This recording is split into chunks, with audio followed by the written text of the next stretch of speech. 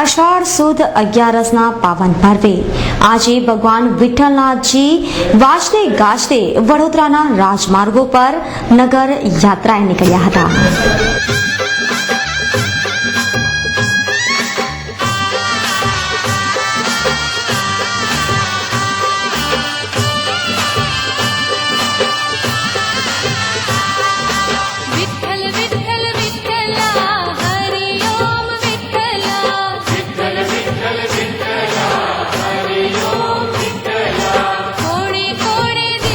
વડોદરાના સુપ્રસિદ્ધ વિઠ્ઠલનાથજીના મંદિરેથી વર્ષોથી પરંપરાગત રીતે વિઠ્ઠલનાથજીનો વરઘોડો નીકળે છે.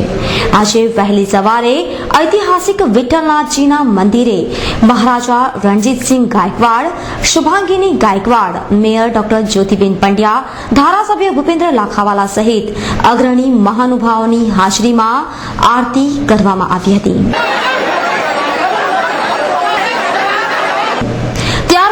નીચ મંદિરેથી ભગવાન વિઠ્ઠલનાથજીના વરઘોડાનો પ્રારંભ થયો હતો. વાજતે ગાજતે નગર યાત્રાએ નીકળેલા ભગવાન વિઠ્ઠલનાથજીના વરઘોડામાં મોટી સંખ્યામાં નગરજનો જોડાયા હતા. ભગવાન વિઠ્ઠલનાથજીનો વરઘોડો માંડવીથી ન્યાય મંદિર, ટાવર, કોઠી થઈ કીર્તિ મંદિર પહોંચી પરત નીચ મંદિરે જશે. આજે દેવપોઢી 11 નિમિત્તે વડોદરામાં વસતા મહારાષ્ટ્રીયન સમાજના શ્રદ્ધાળુઓ નવગ્રહ મંદિરની દર્શન યાત્રા કરી હતી.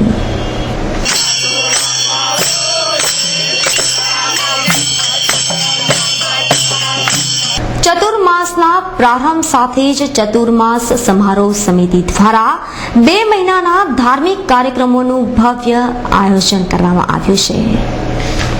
ઉત્સવ નગરી વડોદરામાં ચાતુર્માસનો પ્રારંભ થઈ ચૂક્યો છે. સંસ્કારી નગરીના ધામમાં ચાતુર્માસની ભક્તિભાવપૂર્વક ઉજવણી થાય તે માટે ચાતુર્માસ સમારોહ સમિતિએ બેડું ઝડપ્યું છે. આજ રોજ દ્વારકાના સંત પૂજ્ય આનંદ તિવારી, પ્રખર ગાયત્રી ઉપાસક હર્ષદ બાપા, સ્થાયી સમિતિના ચેરમેન શબ્દચરણ બ્રહ્મભટ્ટ, કાઉન્સિલર મુકેશ દીક્ષિત ઉપસ્થિત રહ્યા હતા.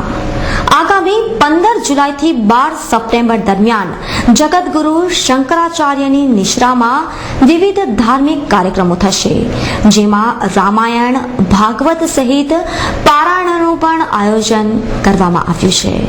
તો બીજી તરફ પ્રેમ પ્રકાશ આશ્રમ ખાતે સ્વામી ટેવરામજીની 125મી જન્મ જયંતિની શ્રદ્ધાપૂર્વક ઉજવણી કરવામાં આવી રહી છે. પ્રેમ પ્રકાશ ધર્મ તીર્થ ખાતે 7મી જુલાઈથી શરૂ થયેલી જન્મ જયંતિ મહોત્સવ અંતર્ગત આજ રોજ 11ના પાવન પર્વ નિમિત્તે વિશેષ યજ્ઞ યોજાયો હતો. આ વિશેષ હવન યજ્ઞ પૂજામાં 125 જોડાઓએ ભાગ લઈ આહુતિ આપી હતી. ગુજરાત આંગણવાડી કર્મચારી સંગઠન દ્વારા કેન્દ્ર સરકારની નીતિના વિરોધમાં આજે દેશભરમાં રેલી કાઢી વિરોધ પ્રદર્શન કરવામાં આવ્યું. આજ રોજ આંગણવાડી કર્મચારી સંગઠનના નેજા હેઠળ ગાંધીનગર ગૃહથી આંગણવાડીની 500થી વધુ મહિલાઓએ રેલી કાઢી હતી. મહિલા કર્મચારીઓએ રેલીમાં કેન્દ્ર સરકારની આંગણવાડી મહિલા કર્મચારી વિરોધ નીતિ સામે સૂત્રોચ્ચાર કર્યા હતા. આંગણવાડીની મહિલા કર્મચારીઓએ જિલ્લા કલેક્ટર કચેરી ખાતે એક આવેદનપત્ર પણ આપ્યું હતું. આંગણવાડી મહિલા કર્મચારી સંગઠનના ગુજરાતના પ્રમુખે કેન્દ્ર સરકારે આપેલા પગાર વધારાના વચનનું પાલન કરે તેવી માંગ દોહરાવી હતી. કરજણ તાલુકાના કરમડી ગામે રહેતા આરટીઆઈ એક્ટિવિસ્ટે માહિતી અધિકાર હેઠળ માંગેલ માહિતીમાં ભ્રષ્ટાચારના પોપડા ઉખડે તે પૂર્વે તત્કાલીન સરપંચે ઢોર માર મારતા જિલ્લા પોલીસ વડાને આવેદનપત્ર આપી ઘટતું કરવા માંગ કરી હતી.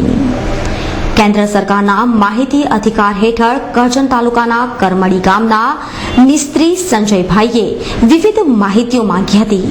ત્યારે આરટીઆઈ એક્ટિવિશને માહિતી મળે તે પૂર્વે જ તત્કાલીન સરપંચ સુરેશ વસાવાણી મંડળીએ હુમલો કરી સંજયને ઢોર માર મારતા ગામ છોડી જતું રહેવું પડ્યું હતું.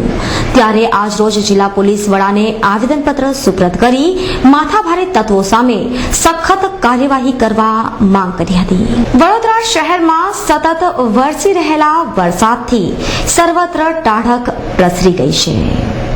શહેરમાં છેલ્લા ઘણા સમયથી મેઘમહેર વરસી રહી છે. મેઘ કૃપાથી જગતના તાત સાથે સૌ કોઈ આનંદ વિભોર છે. શુક્રવારની મધરાતથી શરૂ થયેલા વરસાદની હેલી છે. આજે પણ દિવસભર ધીમી ધારે સતત વરસાદ વરસતો રહ્યો હતો. MS યુનિવર્સિટીમાં આજ રોજ ભારે હર્ષોલ્લાસ સાથે ફુગ્ગા અગિયારસ ઉજવવામાં આવી. MS યુનિવર્સિટી કેમ્પસમાં ABVP તથા સરદાર પટેલ ગ્રુપના ઉપક્રમે ફુગ્ગા અગિયારસની ઉજવણીનું આયોજન કરાયું હતું. યુવાનોએ પાણી વગરના ફુગ્ગા ફોડી ફુગ્ગા અગિયારસ મનાવી હતી.